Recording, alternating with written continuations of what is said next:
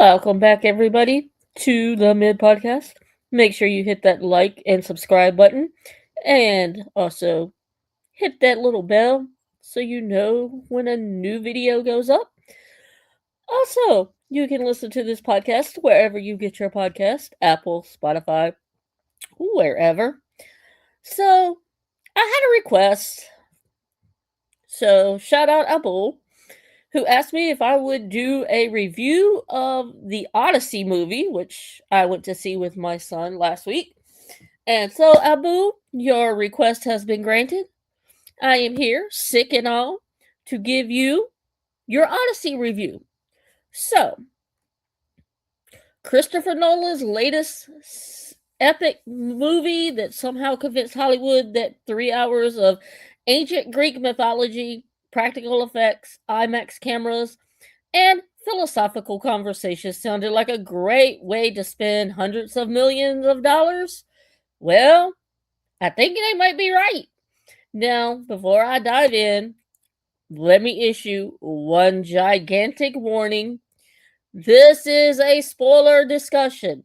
So, if you haven't seen the movie yet, you might not want to listen to this podcast just yet. Go see the movie, then come back and listen to the podcast. So, I'm going to talk about some major story developments, character themes, Nolan's creative decisions, and the ending. I'm not going to recreate the movie scene by scene because that's not what reviews usually do. This is about why the movie works or it doesn't work and what was Nolan trying to accomplish. So, as I said, if you haven't seen the Odyssey, hey, you might need to take 3 hours out of your day and go watch it. Seriously, I was not on board to going seeing this. My son wanted to go see this. And I'm like, well, I do kind of enjoy Greek mythology. So we ain't got nothing going on that day. So what the heck? We go see it. Well, this movie deserves to be experienced on the biggest screen you can find. And watching it on your phone should probably count as a crime against cinema. So, my first impressions of the movie. Christopher Nolan, he's made some good movies that I've liked. And he's made a career out of asking audiences to work for their entertainment. Inception, he wanted you to think. Interstellar, he wanted you to cry while thinking. Tenet, wanted you to pretend you understood what was happening. And now the Odyssey, ask you to remember your high school mythology, pay attention to shifting timelines, appreciate practical filmmaking, and occasionally wonder where Odysseus is battling monsters or his own guilt. That's a lot to ask from an audience that still argues online about whether Jack could have fit on the door in the Titanic. Yet, Nolan, well, he mostly pulled it off. Instead of treating Homer's poem like a checklist of mythical creatures, he frames the entire journey as the psychological aftermath of war. Every obstacle becomes another test of leadership, pride, temptation, or identity. The monsters matter, but the man facing them matter even more. That's what elevates this adaptation beyond being Greek mythology with a blockbuster budget. All right. So Nolan doesn't adapt Homer's poem The Odyssey. He interprets it. He interprets it. Let me try to say that. So, the one thing that impressed me almost immediately is that Nolan never seems interested in making a museum piece. This isn't a dusty literature lecture. It isn't a fantasy adventure where every creature exists just because the original poem says so. Instead, Nolan constantly asks a larger question. What kind of person survives 20 years of war and wandering, and what does that survival cost? That's a much more interesting movie than simply checking off famous episodes from the poem. It also explains why some longtime fans of Homer's Odyssey may leave frustrated. Certain episodes are shortened, rearranged, or interpreted differently to fit the emotional arc Nolan is building. If you're expecting a page for page translation, you will probably be disappointed. If you're looking for an adaptation that feels like it was made by one of modern cinema's most ambitious directors, well, this absolutely fits the bill. So let's talk about Matt Damon. He carries an impossible role by playing Odysseus, and it isn't just about looking tired, growing a beard, and yelling at the sea. The character has to be a brilliant strategist, a charismatic leader, a grieving husband, an exhausted soldier, an unreliable narrator at times, and someone whose greatest strength often becomes his greatest flaws. That is an enormous balancing act. Damon doesn't play Odysseus as an invincible action hero. He lets you see the cracks. There are moments where confidence shades into arrogance, determination slips into obsession, and survival comes with a visual emotional price. Those quieter moments are just as important as the larger set pieces. They remind us that the journey isn't simply about getting home, it's about whether the person who finally arrives is still recognizable. So, one thing Nolan continues to understand better than almost anyone working today is scale, and that is the real star.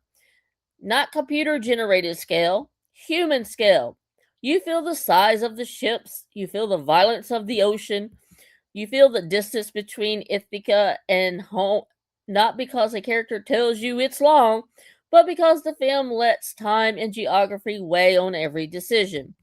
The, um, the IMAX photography amplifies that feeling. You have wide landscapes. They aren't just pretty, they reinforce how small, even legendary heroes become when they're confronted by nature, fate, and even their own mistakes. It's the kind of filmmaking that reminds you why some stories deserve to be experienced in a theater. All right, humor in a surprisingly serious epic. Now, don't misunderstand me, this isn't a comedy. But Nolan does something I wasn't necessarily expecting. He allows moments of dry humor to breathe. Some of that comes from the crew's reactions to impossible situations. Some come from Odysseus himself, whose confidence occasionally borders on, I've absolutely got this, seconds before everything falls apart. It's the cinematic equivalent of saying, this plan is foolproof. Famous last words, right? And let's be honest, if Greek mythology has taught us anything, it's that the moment someone says, what could possibly go wrong? The answer is usually everything. So, going into this movie, expectations were almost unfair. So, we're going to discuss expectations versus reality. People weren't just hoping for another great Nolan film, they were wondering whether this would become the definite adaptation of one of the most influential stories ever written. That's an impossible standard. No movie can satisfy everyone when adapting a text that's been interpreted for nearly, 3,000 years. But what Nolan delivers instead is something arguably more valuable, a film that invites audience to debate its choices long after the credits roll. You'll find people praising the thematic focus, while others wish for more mythological spectacle. Some will admire the deliberate pacing, others will think it lingers too long in retrospect. Ironically, those disagreements are part of the movie's success. Great adaptations don't just preserve a story, they provoke fresh conversations about it, in which the Odyssey certainly does that. So, after this short break, because my voice is going out, we are going to discuss some other things that I enjoyed about the Odyssey.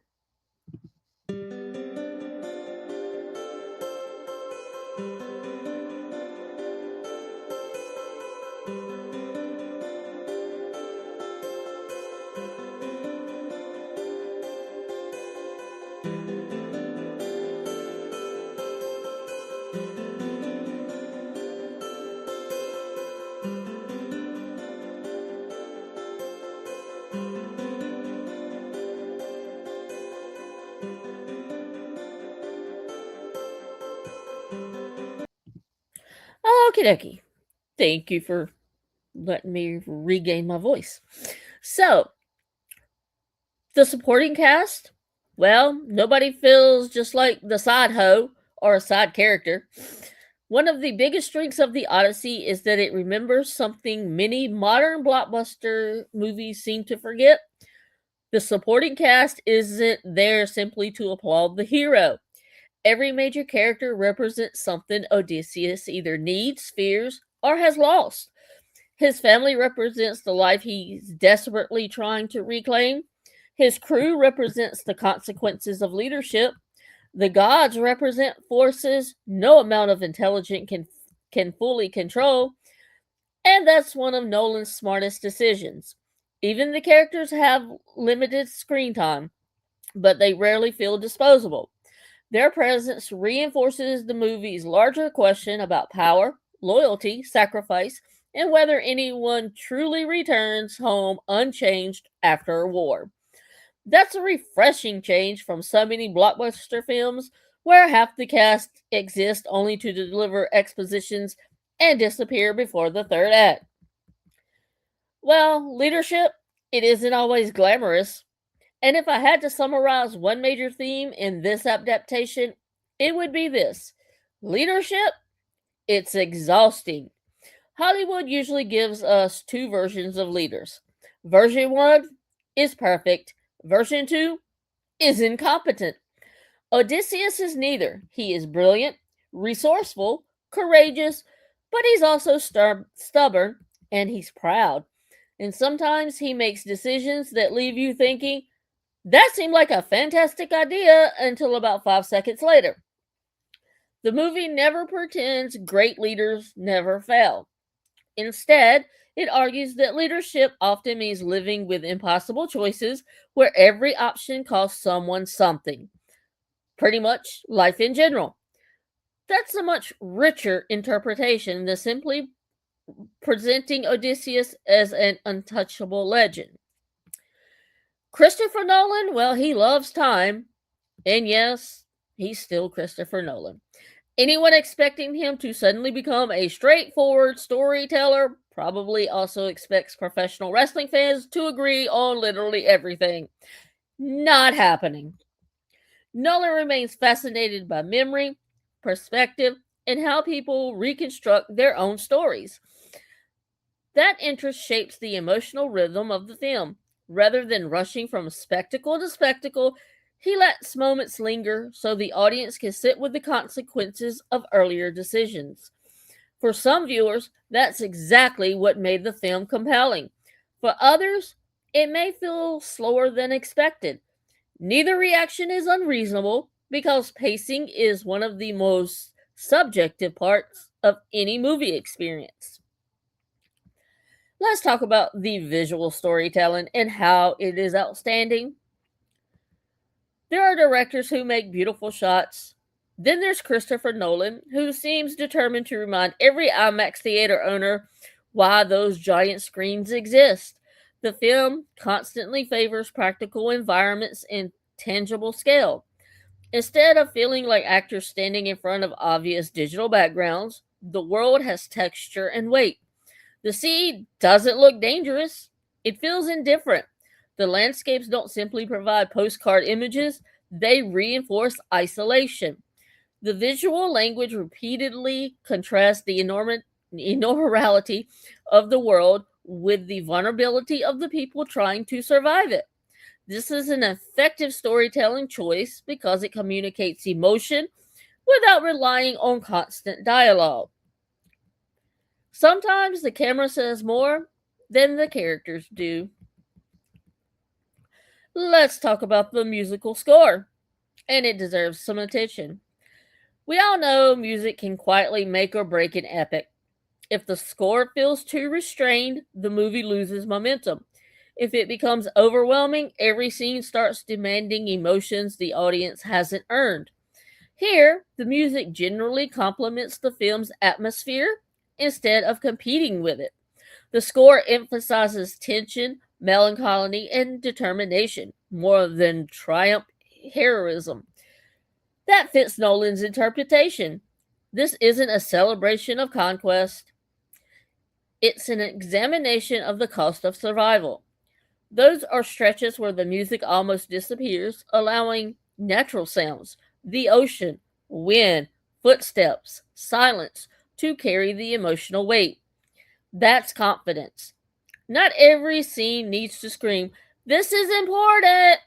Sometimes quiet is louder. Alright, the movie's biggest strength? It trusts the audience. And one thing I appreciated throughout the film is that it rarely stops to explain every emotion or every symbol. Modern blockbusters often treat audiences like they're taking an open book exam. Characters explaining everything. Then another character repeats what the first character just explained. Then somebody conveniently summarizes again 15 minutes later. Damn, sounds like I'm watching WWE. Nolan goes in the opposite direction. He trusts viewers to connect ideas for themselves. Oh no, Nolan actually thinks you have a brain. Wow. I wish some wrestling promoters would understand that fans have a brain.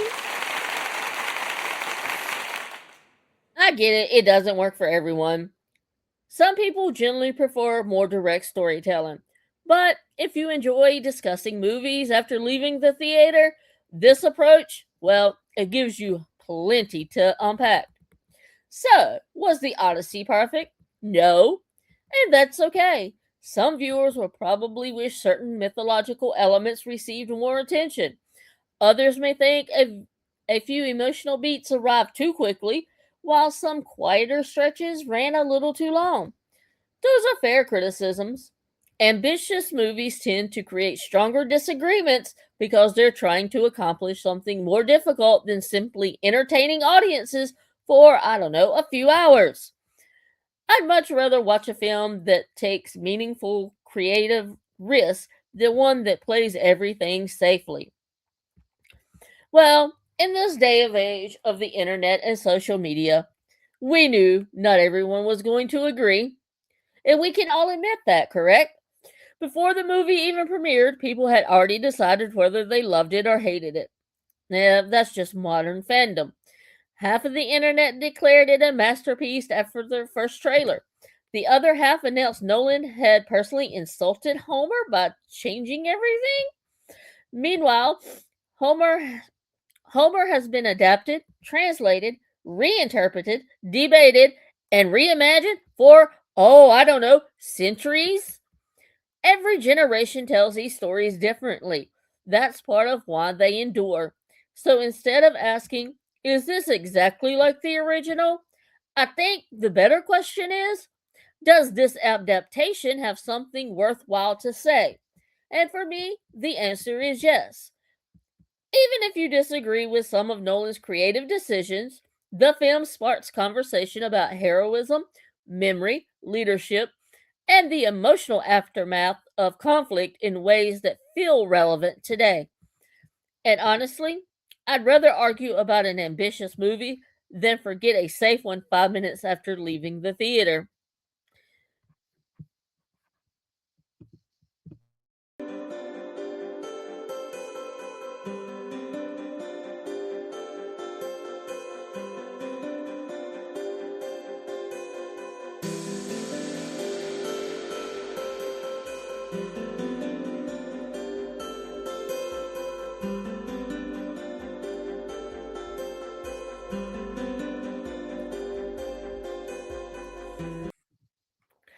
Okie dokie. The final part.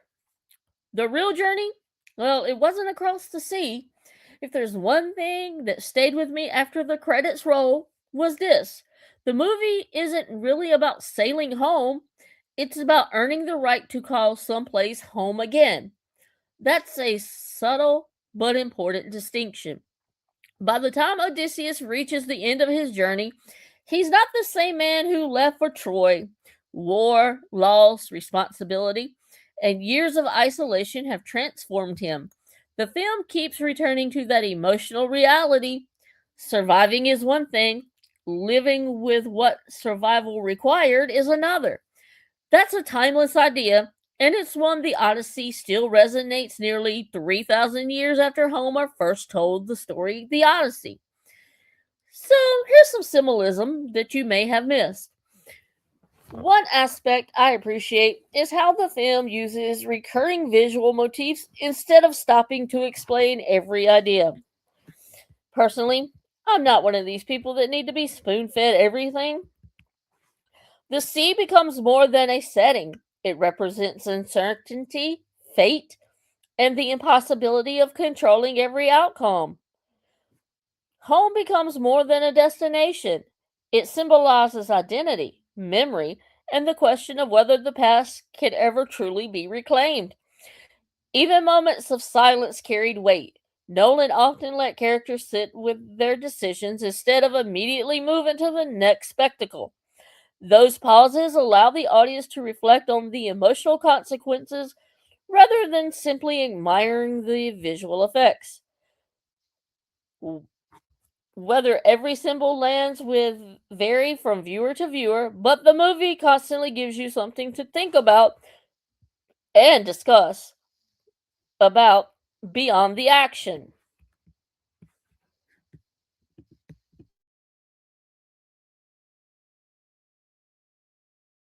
So here's an important question. Does it belong among Nolan's best movies? Um, where does it rank among Christopher Nolan's films? Well, guess that's going to be debated for years. Some people still place The Dark Knight at the top. I am one of those people. Love The Dark Knight. Others will argue for Interstellar.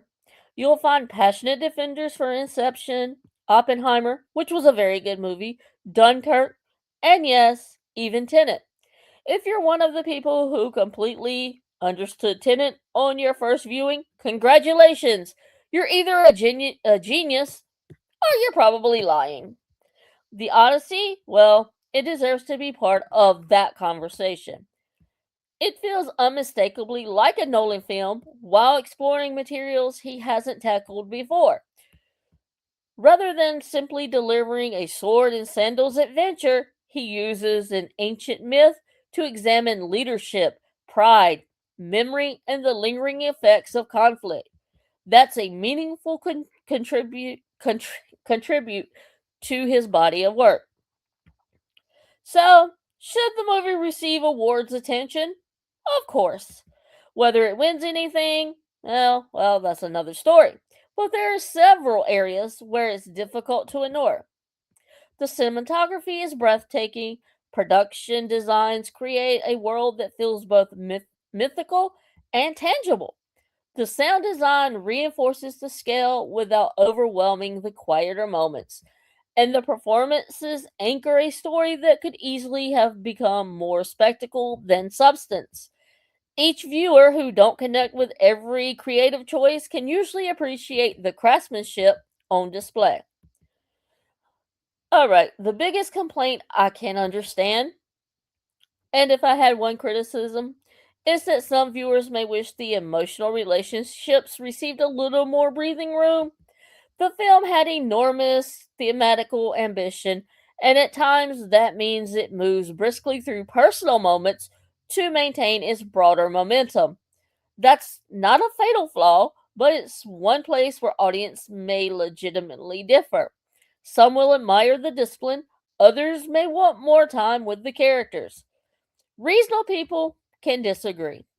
And that's healthier when pretending every blockbuster has to be either the greatest movie ever made or the worst things that someone thought putting raisins in potato salad was a good idea.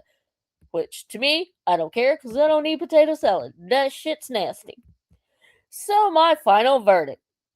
Did Christopher Nolan succeed? For me, yes.